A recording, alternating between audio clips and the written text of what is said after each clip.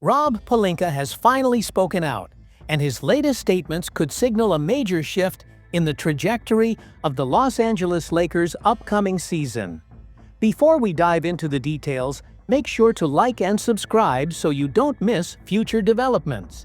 After weeks of speculation and growing frustration from fans calling for action, the Lakers front office made a decisive move. They secured the services of 26-year-old center DeAndre Aton, the former top pick in the NBA draft, signing him to a 2-year contract. Now, for the first time, Pelinka is sharing the reasoning behind this acquisition and what it means for the team's future. Pelinka explained that the front office approached this offseason with a clear objective in mind: to find a dominant, starting-caliber center capable of impacting the game on both ends of the floor. They were looking for someone who could protect the rim, command the paint, rebound at an elite level, and still contribute offensively. In Pelinka's own words, landing a starting center was their top off-season priority. He believes DeAndre Aton fits the bill perfectly. According to him, Aton is a strong complement to the Lakers' current roster, a player who combines size, agility, and athleticism. He adds a scoring presence in the post, while also providing interior defense, which is a rare blend in today's NBA. But there's more to it than just physical tools. Pelinka also highlighted Aton's playoff experience, especially his role as a starter during a run to the NBA Finals, as a significant asset to a Lakers team determined to contend for a title. Aton, he noted, has played under pressure, on the biggest stage, and that kind of experience brings immense value to a championship-chasing squad. Aton's playoff numbers quietly support the belief in his capabilities. Over 45 postseason games, he has averaged close to 16 points and more than 10 rebounds per game, while shooting nearly 63% from the field. That kind of efficient production in high-stakes environments is exactly what the Lakers lacked in the paint last season. To understand Aton's journey, we need to go back. He started his career with the Phoenix Suns, serving as their starting center for 5 seasons. He played a vital role in the Suns' deep playoff runs, particularly during their 2021 trip to the finals. However, internal issues and an unstable role eventually led to his trade to the Portland Trail Blazers just before the 2023-24 season. In Portland, Aton delivered solid numbers, averaging 15.7 points, 10.7 rebounds, and 1 block per game. Still, it became increasingly clear that he wasn't part of Portland's long-term plans. The franchise, focused on rebuilding around younger players, reached a buyout agreement with Aton, allowing him to explore new opportunities. That new chapter begins now in Los Angeles. Aton arrives with a purpose. No longer a young project, he's stepping into the prime of his career with a point to prove. Critics have often questioned his effort, consistency, and competitive drive. But the Lakers are betting that in the right setting, Aton can rise to the occasion. Adding intrigue to the situation are persistent rumors about a potential partnership with Luka Doncic. Yes, that Luka. Imagine Aton executing pick and rolls with an elite facilitator like Doncic, catching lobs, finishing strong at the rim, and racking up second-chance points. On defense, Aton would anchor the paint, block shots, dominate the glass, and set a physical tone. There's one undeniable reality. The Lakers desperately needed a player like him. Last season, they ranked near the bottom of the league in rebounding. Game after game, they were physically outmatched, dominated inside, and frequently lost the battle on the boards. Aton changes that story. Standing at 6 feet 11 inches with a 7 feet 6 inches wingspan, he brings a commanding physical presence. Yet it's not just his size that stands out, it's his skill set. Aton has soft hands, a dependable mid-range shot, and polished footwork around the rim. He's not just a rim protector, He's a two-way player. Pelinka's message is clear. The Lakers aren't settling for mediocrity. They're not content with simply making the playoffs. This signing signals a larger ambition, a full-scale return to championship contention. And Aton could be the key that makes that vision possible. What comes next is up to both Aton and the Lakers. The pressure is now on him to deliver.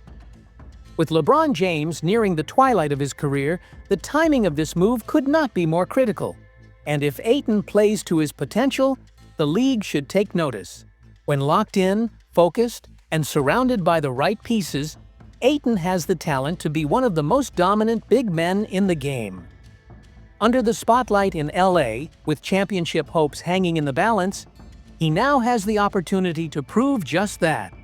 The Lakers made their move. Now it's Aton's turn.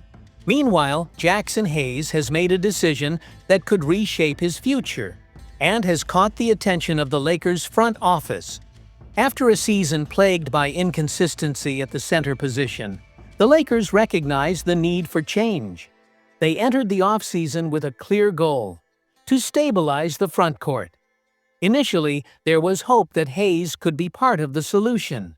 He started the season strong, bringing energy, athleticism, and a rim-running presence. But as the season wore on, his performance dipped. By the time the playoffs came around, his shortcomings became evident: struggles inside, defensive lapses, and a failure to control the boards in crucial moments. Despite that, Hayes still held value.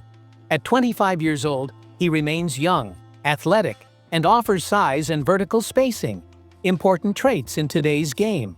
When free agency opened, the question wasn't whether he would stay, but how the Lakers would utilize him going forward. In the end, both parties agreed on a one-year deal to keep Hayes in LA.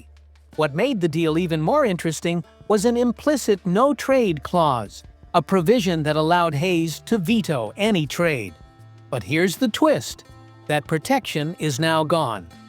According to Dan Weick of The Athletic, Hayes has officially waived his no-trade rights, which changes everything.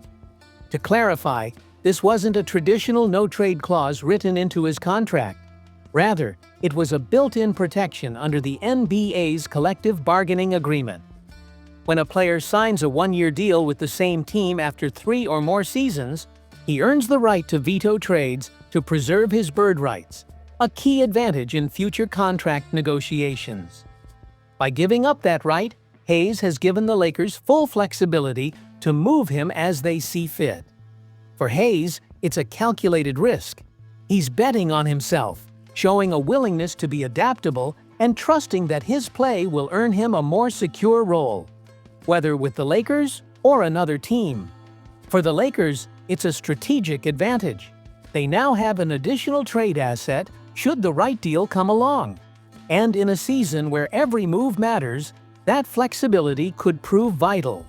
This development comes on the heels of one of the most shocking trades in recent memory: the blockbuster deal that sent Anthony Davis to Dallas in exchange for Luka Doncic. That February trade didn't just shake up the Western Conference. It altered the league's entire power structure. With Doncic now leading the charge in Los Angeles, the Lakers have shifted their identity. No longer centered around a dominant big man, they're now building around a generational playmaker. That shift means role players like Hayes must quickly adapt. To his credit, Hayes responded well in the immediate aftermath of the trade. With front court minutes up for grabs, he stepped in and contributed, running the floor, finishing at the rim, and bringing energy off the bench. Playing alongside Doncic, Hayes appeared more comfortable, engaged, and productive. For a time, it looked like he might finally be turning the corner, but the momentum didn't last. Once the playoffs began and the pressure intensified, Hayes struggled once again with defensive rotations, rebounding, and on-court communication. His improvements began to waver under the spotlight. His stats from last season paint a mixed picture. In 56 games, including 35 starts, Hayes averaged 6.8 points, 4.8 rebounds, and 1 assist in just under 20 minutes per game. Offensively, he was extremely efficient, shooting 72% from the field. However, his impact didn't always show up when it mattered most. When the Lakers needed a strong interior presence, Hayes wasn't always the answer. Now, with DeAndre Ayton in town, the center position looks more stable. Aton is expected to lead the front court, dominate the glass, and bring the consistency that the team has lacked since Davis's departure. Hayes, on the other hand, finds himself competing for minutes, and perhaps even his spot on the team. So, what lies ahead? That's the big question. Hayes begins the season with the Lakers, but with his trade restrictions removed, there's no guarantee he finishes it in LA. The team can move him in a deal if a better fit becomes available. Whether that's part of a blockbuster trade or a minor roster adjustment, only time will tell. For now, Hayes remains on the roster, but he's under scrutiny. No longer a young prospect with time to develop, he's a young veteran fighting to prove he belongs. The margin for error is slim, and in a city like Los Angeles, where the pressure is relentless, the clock is always ticking. Hayes took a risk on himself. Now we wait to see if it pays off. In the midst of all this, another major storyline is gaining steam. Could Bradley Beal be the next star to join the Lakers? Whispers are turning into headlines as Beal's tenure with the Phoenix Suns appears to be nearing an end. Reports suggest the Suns are preparing to buy out his contract and stretch the remaining salary over multiple years, effectively ending what many see as an underwhelming partnership. Once the buyout is completed, Beal will become one of the most appealing free agents on the market, particularly for teams chasing a title. Naturally, the Lakers are one of the top teams showing interest. According to NBA insider Evan Sidery of Forbes, the Lakers, along with contenders like the Bucks, Clippers, Nuggets, and Heat, are expected to pursue Beal once he's available. However, the playing field is already shifting. The Heat just added Norman Powell in a surprising 3-team deal, signaling that they may be stepping back from the Beal sweepstakes. The Nuggets also recently signed Tim Hardaway Jr., likely solidifying their backcourt. That leaves the Lakers, Bucks, and Clippers as the main contenders for Beal's services. Both the Bucks and Clippers have noticeable gaps in their backcourts and could use Beal's scoring punch. For the Lakers, the fit is tantalizing. Picture Beal starting alongside Austin Reeves with Luka Doncic, LeBron James, and DeAndre Ayton forming the frontcourt.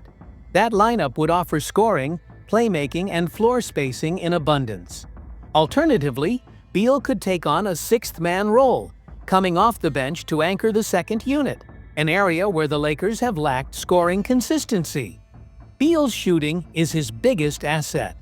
A career 37.6% three-point shooter, he's capable of stretching defenses and creating opportunities for teammates. Even in a difficult year with Phoenix, he averaged 17 points per game. In a stable environment like LA, surrounded by playmakers like Doncic and LeBron, Beal's efficiency could skyrocket. Still, concerns remain, particularly on the defensive end. A starting five of Reeves, Beal, Doncic, LeBron, and Aton may lack elite defenders. In a conference loaded with offensive firepower, that could be a problem. However, the Lakers may be banking on their offense to overpower opponents. Adding Beal, even on a short-term deal, would be a major upgrade. As a 3-time All-Star, he brings experience, leadership, and shot-making, qualities this Lakers team needs. But first, the buyout must be finalized. Once it is, the Lakers will have a critical choice to make. Will they pull the trigger and bring Beal aboard? Will we see Bradley Beal wearing purple and gold? Only time will tell. But the race to strengthen rosters in the West is heating up, and the Lakers are right in the thick of it. Stay tuned. This story is far from finished.